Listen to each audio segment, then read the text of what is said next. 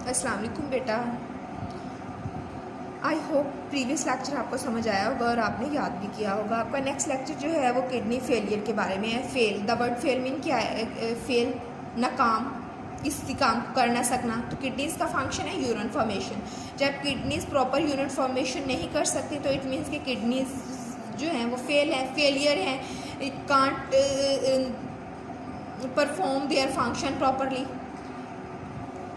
Kidney failure या renal failure, मैंने आपको पहले भी बताया था बेटा, जहाँ पे भी वर्ड रीनल का वर्ड आता है इट मीन्स के the term is related to kidneys. जैसे कार्डिक की टर्म हार्ट से रिलेटेड है, नर्व या न्यूरॉन ब्रेन से रिलेटेड है, पल्मोनरी लंग से रिलेटेड है। इसी तरह रीनल का वर्ड जो है वो आपकी किडनी से रिलेटेड है। किडनी फेलियर मीन कंप्लीट और partial failure of the kidney to functions, यानी किडनी अपना कंप्लीटली फेल हो जाती है कि बिल्कुल अपना काम नहीं कर रही, बिल्कुल यूरिन फॉर्मेशन नहीं हो रही, या पार्शली मतलब अभी कुछ गुजारा हो सकता है, किडनीज कुछ फंक्शनिंग जो है वो कर सकती हैं। ये डायबिटीज़ मेलाइटस और hypertension are the leading cause of kidney failure. Kidney failure की दो मेन वजह हो सकती हैं, किडनीज क्यों अपना फंक्शन परफॉर्म नहीं करती प्रॉपरली।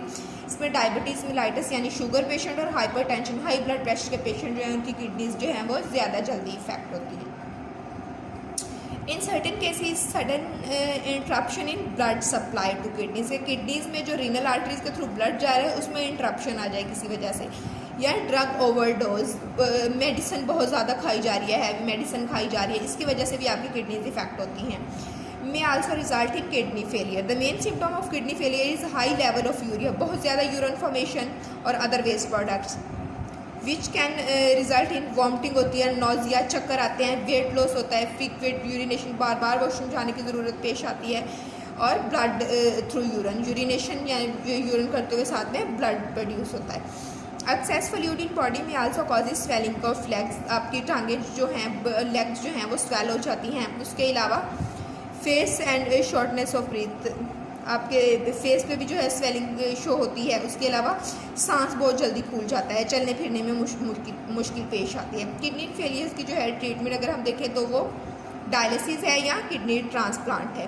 डायलिसिस जो है इसमें मीन्स के cleaning of blood artificially. Dialysis मतलब कि ब्लड को आप आर्टिफिशियली प्योर कर रहे हो, क्लीन कर रहे हो। किडनीज अगर कर रही हैं तो वो एक नेचुरल प्रोसेस है, लेकिन डायलिसिस आप आर्टिफिशियली आप ब्लड को क्लीन कर रहे हो तो उसमें हमारे पास दो मेथड है, पेरिटोनियल डायलिसिस और हीमोडायलिसिस। पेरिटोनियल डायलिसिस जो है इसमें dialysis fluid is pump from a time into peritoneal cavity. Peritoneal cavity यानी एब्डोमिनल कैविटी के ऊपर जो है एक मेम्ब्रेन लगाई जाती है, और गट रीजन के साथ जो है वो स्पेस के अराउंड एक मेम्ब्रेन लगती है जिसमें डायलिसिस फ्लूइड होता है, और cavity line by peritoneum membrane होती है जिसमें बहुत सारी ब्लड वेसल्स भी होती हैं। When we place dialysis fluid in peritoneal cavities, waste materials from peritoneal blood vessels diffuse into the dialysis fluid। जो डिफ्यूजन के प्रोसेस के थ्रू जो है पेरिटोनियल ब्लड वेसल्स यानी एब्डोमिनल रीजन में जो ब्लड वेसल्स है वहाँ से ये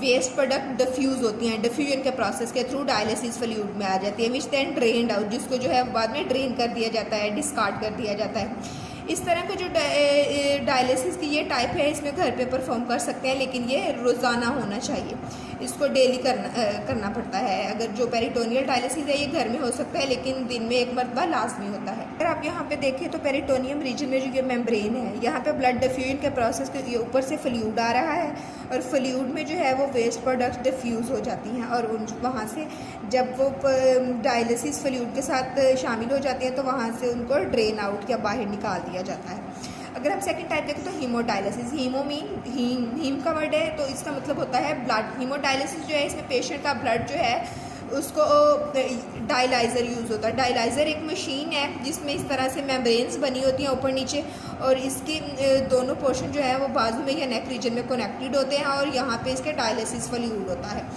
पूरा ब्लड जो पेशेंट का है वो डायलाइज़र में आता है, मशीन में आता है, और जो वेस्ट प्रोडक्ट है वो डायलिसिस फ्लूइड में आ जाती है, और यहाँ से जो फ्रेश ब्लड है जो प्योर हो जाता है उसको दोबारा से पेशेंट की बॉडी में एंटर करवाया जाता है। ये जो है वीक में 2 टाइम परफॉर्म किया जा सकता है, मतलब डेली नहीं करना पड़ता, और ये घर पे नहीं हो सकता, हॉस्पिटल में डायलाइजर सेंटर्स में होता है।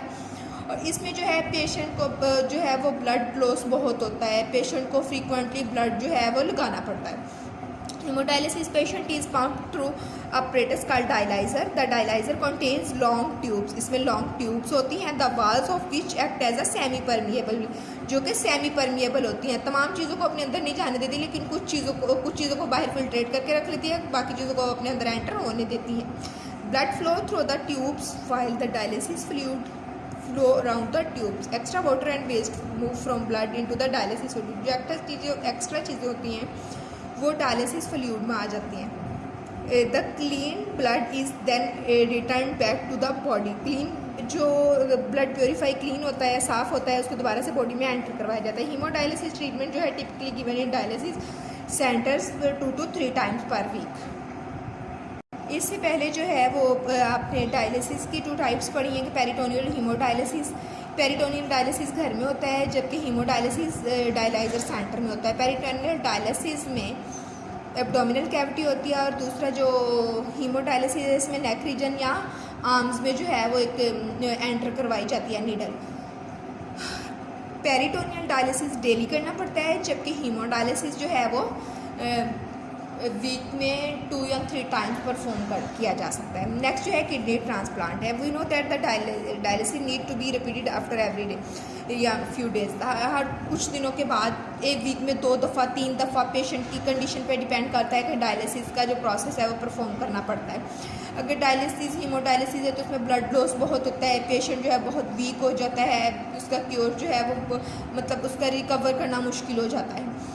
अगर किडनी बिल्कुल ही फेल हो जाती हैं या डायलिसिस का प्रोसेस जो है डेली बेसिस पे नहीं करवाया जाता, बहुत ज़्यादा अनप्लेजेंट होता है अटेंडेंट जो होते हैं उनके लिए भी और पेशेंट के लिए भी, तो इसका जो परमानेंट सोल्यूशन है वो किडनी ट्रांसप्लांट है, और ये बिल्कुल लास्ट स्टेज पे होता है।